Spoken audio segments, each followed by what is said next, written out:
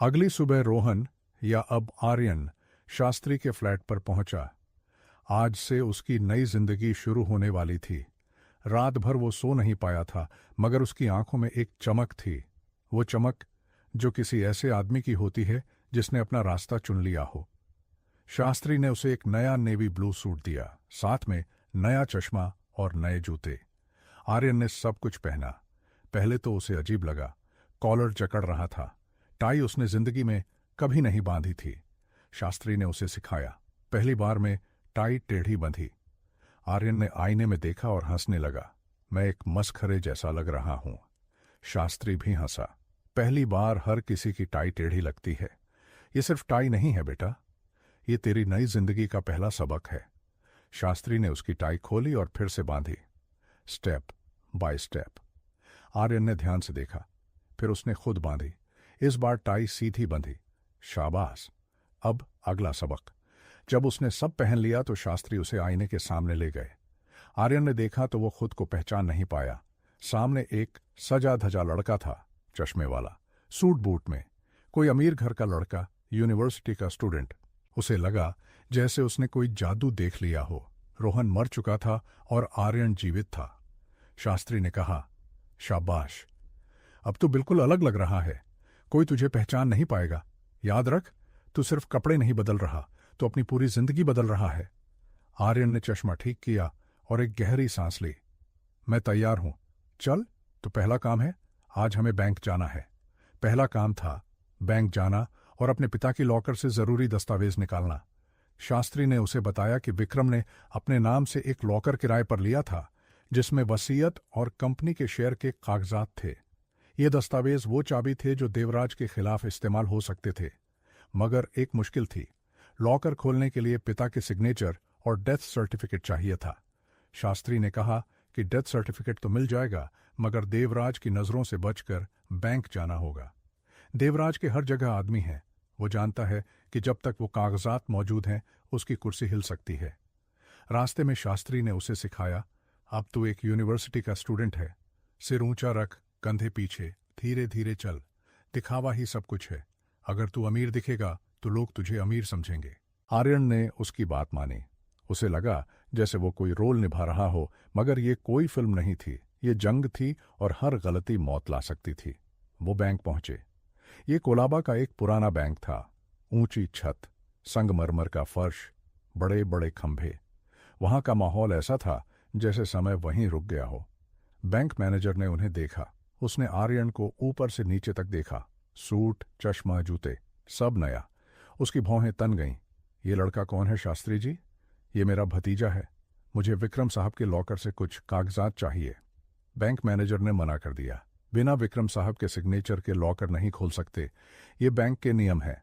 शास्त्री ने समझाने की कोशिश की, मगर बैंक मैनेजर नहीं मान रहा था। तब आर्यन ने आगे बढ़कर कहा, मैं उनका बेटा हूं।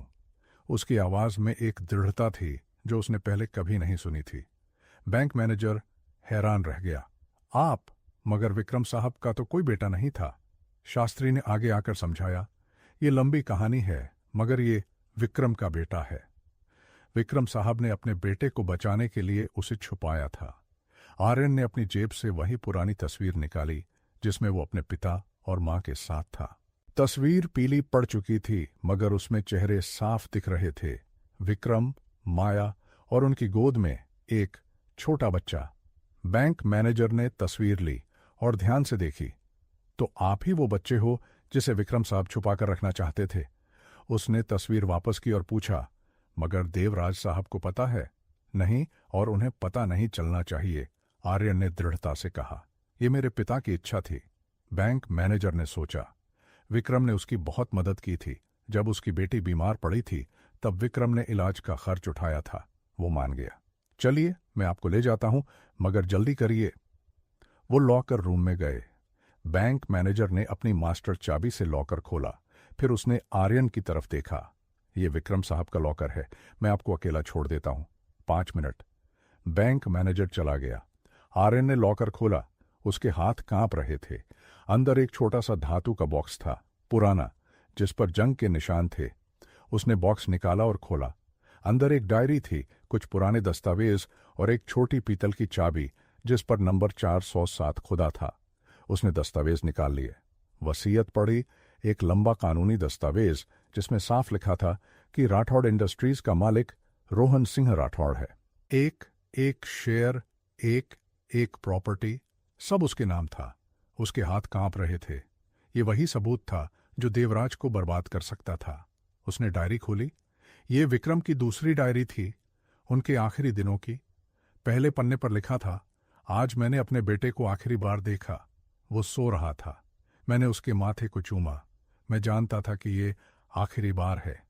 मैंने अपनी पत्नी से कहा, उसे बचा लो, उसे कभी मेरे बारे में मत बताना।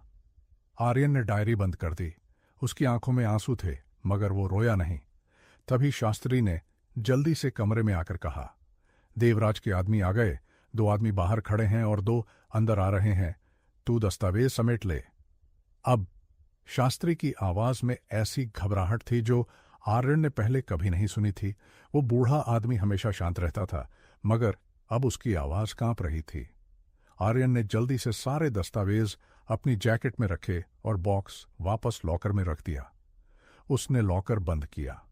शास्त्री ने कहा, पिछली खिड़की से निकल जा। ये बैंक की बैक साइड है जहां से तू गली में निकल सकता है। मगर मैं बूढ़ा हूं बेटा, मुझे कुछ नहीं होगा। देवराज के आदमी मुझसे कुछ नहीं करेंगे। मगर तू जा, ये दस्तावेज तेरे पिता की विरासत है, इन्हें बचा। आर्यन झिझका। शास्त्री ने उसका कंधा पकड़ लिया। अब समय नहीं है, जल्दी कर। आर्यन ने दस्तावेज अपनी जैकेट में और अंदर छिपाए और पिछली खिड़की की तरफ भागा। खिड़की पुरानी थी और जंग लगी हुई थी, मगर उसने जोर लगाकर खोल दी। उसके पैर जमीन से लगते ही उसने सुना, अंदर देवराज के आदमियों की आवाजें। लड़का कहाँ है? आर्यन भागा। गली में उसके पीछे पीछे कदमों की आहट थी। उसने पीछे मुड़कर देखा, 2 आदमी काले कपड़ों में उसे दौड़ा रहे थे। वो लंबे थे, तगड़े, किसी जानवर की तरह दौड़ रहे थे। उसने अपनी रफ्तार और बढ़ा दी। उसके नए जूते कीचड़ में फिसल रहे थे, मगर उसे कोई फर्क नहीं पड़ता था। गली खत्म हुई और सामने एक बड़ी सड़क आ गई। कोलाबा की भीड़, लोग, गाड़ियां, रिक्शा, ठेले। आर्यन भीड़ में घुस गया। उसने अपना चश्मा उतार दिया, जैकेट के बटन खोल दिए, बाल बिखेर दिए, टाई ढीली कर दी और धीरे धीरे चलने लगा जैसे कोई साधारण आदमी। देवराज के आदमी भीड़ में उसे ढूंढ रहे थे, मगर वो उसे पहचान नहीं पाए। सूट वाला लड़का अब सिर्फ एक और आम आदमी था भीड़ में। वो एक मोड़ पर मुड़ा, फिर दूसरे पर। उसने पीछे देखा, कोई नहीं था। गली के अंत में एक पुरानी मस्जिद थी। वो मस्जिद के पीछे एक सुनसान कोने में छिप गया। वहां एक पुरानी सीढ़ी थी जिसके नीचे बैठकर वो अपनी सांसों को सामान्य करने लगा। उसने जेब से दस्तावेज निकाले। सब सुरक्षित थे, वसीयत, डायरी, वो छोटी चाबी। पापा, मैंने आपकी वसीयत बचा ली, अब मैं आपका बदला लूंगा। उसने अपने पिता की डायरी खोली और एक पन्ना पढ़ा। बेटा, अगर तू ये पढ़ रहा है तो समझ ले कि मैं मर चुका हूं, मगर मैंने तुझसे बहुत प्यार किया। तू मेरी जिंदगी की सबसे खूबसूरत चीज था। मैं तुझे बड़ा होता देखना चाहता था, मगर किस्मत को कुछ और ही मंजूर था। मगर याद रख, तू मेरे दिल में हमेशा जिंदा है। आर्यन ने डायरी बंद की और अपनी आंखें बंद कर लीं। वो वहां 1 घंटा बैठा रहा, जब तक उसे यकीन नहीं हो गया कि कोई उसका पीछा नहीं कर रहा। फिर वो उठा और शास्त्री के फ्लैट की तरफ चल दिया। रास्ते में वो कभी पीछे देखता, कभी इधर उधर, कहीं कोई उसका पीछा तो नहीं कर रहा। शाम को वो शास्त्री के फ्लैट पर पहुंचा तो देखा कि शास्त्री सुरक्षित है और चाय बना रहे हैं। उसने आर्यन को देखा और मुस्कुराया। आर्यन ने राहत की सांस ली। आर्यन ने कहा, मैंने सोचा उन्होंने आपको कुछ कर दिया होगा। शास्त्री ने चाय का कप उसकी तरफ बढ़ाया। मुझे कुछ नहीं हुआ। देवराज के आदमियों ने मुझसे पूछा, लड़का कहाँ है? मैंने कहा, कौन लड़का? वो मुझे धमकाने लगे, मगर मैं बूढ़ा हूं, मुझे धमकियों की आदत है। आखिर में वो चले गए। उसने चाय का घूंट लिया। अब उन्हें पता है कि कोई विक्रम के लॉकर से कुछ ले गया है, मगर वो नहीं जानते कौन। यही हमारी ताकत है। शास्त्री ने गंभीर होकर कहा, आज से तू रोहन नहीं है, तू आर्यन वर्मा है, और ये बात किसी को नहीं पता होनी चाहिए, तेरी मां को भी नहीं। जितने कम लोग जानेंगे उतना ही सुरक्षित रहेगा। आर्यन ने सिर हिलाया। उसने अपना पुराना फोन बंद किया और एक नया सिम कार्ड लगाया। आर्यन वर्मा का फोन नंबर। उसने अपनी पुरानी कॉन्टैक्ट लिस्ट देखी, सब हटा दिया, मां का नंबर भी, क्योंकि अगर देवराज के आदमियों ने उसका फोन चेक किया तो मां खतरे में पड़ जाएगी। कोई उसे रोहन के नाम से नहीं ढूंढ पाएगा। रोहन शर्मा मर चुका था। मरा हुआ आदमी ज्यादा सुरक्षित होता है, जैसे उसके पिता ने कहा था। वो आईने के सामने खड़ा हुआ। ब्लेजर में वो बिल्कुल अलग लग रहा था। उसने एक बार फिर से टाई बांधी, इस बार बिना किसी गलती के। वो मुस्कुराया, मगर वो मुस्कान रोहन की नहीं थी। वो मुस्कान आर्यन की थी, एक ऐसे लड़के की जो अपने पिता का बदला लेने आया था। रात को वो सोने से पहले अपने पिता की डायरी पढ़ रहा था। एक पन्ने पर लिखा था, बेटा, जीवन में 2 चीजें कभी मत भूलना। पहली, सच हमेशा जीतता है। दूसरी, अपने दुश्मन को कभी यह मत बताना कि तू क्या सोच रहा है। देवराज को लगता है कि वो बहुत होशियार है, मगर उसकी सबसे बड़ी कमजोरी है उसका घमंड। उसके घमंड में सेंध लगा दे। आर्यन ने डायरी बंद की और आंखें बंद कर लीं। कल से उसकी नई जिंदगी शुरू होगी। यूनिवर्सिटी में नए दोस्त, नए रास्ते और नई चुनौतियां।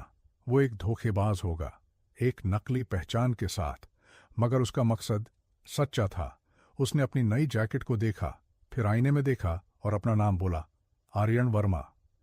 आवाज में अब कोई हिचक नहीं थी, कोई डर नहीं था। वो आर्यन था और आर्यन को एक जंग लड़नी थी। आज रात वो रोहन के रूप में सोया और कल वो आर्यन के रूप में जागेगा। मगर वो जानता था, उसके अंदर वही बच्चा था जो अपने पिता का प्यार पाने के लिए तरस रहा था। और वो बच्चा तब तक चैन से नहीं बैठेगा जब तक उसके पिता का नाम बदनामी से मुक्त नहीं हो जाता। उसने बत्ती बुझाई और अंधेरे में लेट गया। उसकी आंखें खुली थीं। वो सोच रहा था, मेरे पिता ने मेरे लिए अपनी जान दी, अब मैं उनके लिए अपनी जिंदगी दूंगा। ये मेरा वादा है। उसके हाथ में अपने पिता की डायरी थी, जैसे कोई बच्चा अपने पिता का हाथ पकड़े हुए हो, और उसके होठों पर एक हल्की मुस्कान थी, पहली बार 20 सालों में, जो सच्ची थी।